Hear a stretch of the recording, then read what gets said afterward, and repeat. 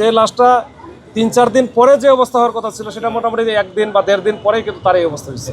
ওই জন্য আসলে ইনজুরিটা পাওয়া যায়। ২ জন অজ্ঞাত নামা লাশ যেটা প্রাইভেট কারের ভিতরে ছিল, এইটা আমরা শনাক্ত করতে পেরেছি এখন পর্যন্ত। ২ জনের বাড়ি হচ্ছে নোয়াখালীর চাটখিলে।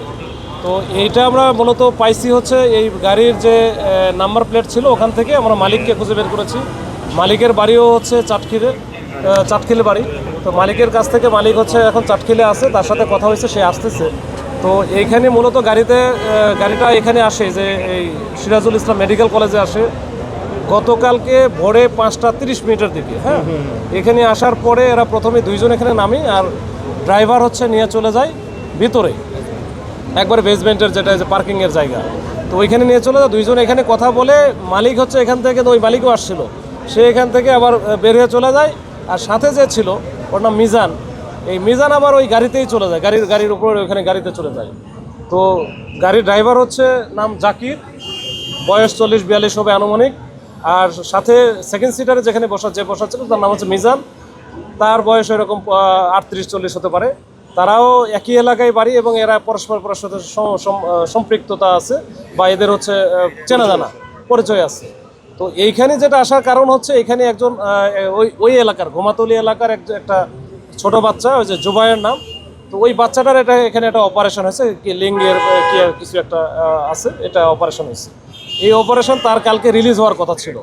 এই রিলিজ হয়ে এটা যেন তাকে নিয়ে যেতে পারে এই জন্য এই গাড়ির সাথে বা গাড়ির মালিকের সাথে যোগাযোগ করছে। তো যোগাযোগ করলে ওই গাড়ির মালিক আবার ঢাকাতে যেহেতু আসবে, ওই জন্য বলছে ঠিক আছে তাহলে আমি ঢাকাতে এসে নেমে যাই, এরা গাড়িতে করে নিয়ে চলে যাবে। কিন্তু পরবর্তীতে শোনে যে গতকালকে আসলে রিলিজ দেয় নাই। তখন এরা আবার ওদেরকে সাথে যোগাযোগ করছে যে আমার গাড়ি লাগবে না, এটা আমার একদিন পরে হয়তো আমাদের ডাক্তার রিলিজ দিবে, এই বলে তারা কিন্তু আবার ওদেরকে মানা করে দিচ্ছে। তো এর মধ্যে যে মালিক, সে এদেরকে চেষ্টা করছে গতকালকে থেকেই যে রিস্ক করা ট্রাই করছে, কিন্তু এদের কোনোভাবেই মোবাইলে ঢোকে নাই। তার কারণে বেসমেন্টে আসলে একটু নেটওয়ার্কের প্রবলেম আছে, তবে কিছু ফোন ঢুকছেও কিন্তু রিসিভ হয় নাই। তখন এরা ওর মধ্যে একটা ছিল যে এরা গেল কোথায়, এই সেই অনেক বিষয়টি ছিল। আজকে আমরা যখন জানলাম, যখন ফোন দিয়েছি, তখন সে বললো যে আমি কাল থেকে তো ট্রাই করতেছি, ওরা তো পাচ্ছিলাম না। এই হচ্ছে বিষয়। মৃত্যুর কি প্রাথমিক কোনো ধারণা করছেন যে এখন আমরা সিসি ক্যামেরা যেটা আমরা পুরোটা দেখলে বুঝতে পারবো। মোটামুটি আমরা দেখেছি এখন পর্যন্ত ওই রকম অস্বাভাবিক কিছু দেখি নাই যে ওইখানে অন্য কেউ যাওয়া বা অন্যরকম কোনো কিছু এখনও দেখি নাই।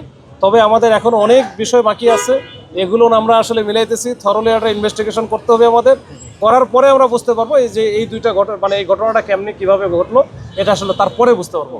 আর পোস্টমর্টম রিপোর্ট তো আমাদের লাগবেই। আপাতত আমরা পাই না, তখন এটা হচ্ছে তোমার প্রায় 32 ঘন্টার মতো এখানে ছিল, মানে গাড়িতে ছিল। আর বেসমেন্টে তো অনেক গরম, আর যখন গাড়িটা লক করা থাকে, কোনো এসি থাকে না, তখন তো অস্বাভাবিক গরম থাকে। এইটার কারণে আমার মনে হয় যে লাশটা ৩-৪ দিন পরে যে অবস্থা হওয়ার কথা ছিল সেটা মোটামুটি ১ দিন বা ১.৫ দিন পরেই কিন্তু তার এই অবস্থা হয়েছে। ওই জন্য আসলে ইনজুরিটা পাওয়া যায়। ঢাকা মেডিকেলে নিয়ে যাওয়া হয়েছে। ঢাকা মেডিকেলে, হ্যাঁ।